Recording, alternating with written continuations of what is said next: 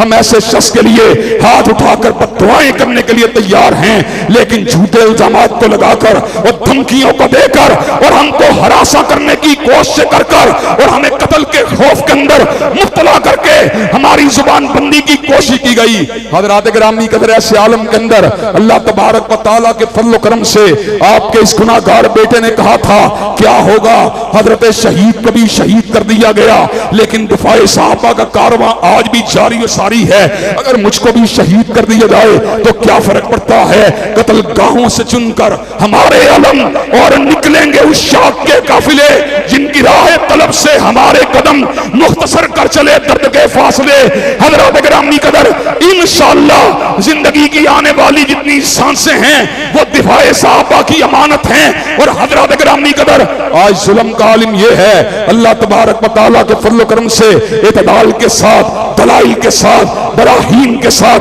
बात करते हैं, लेकिन जुबान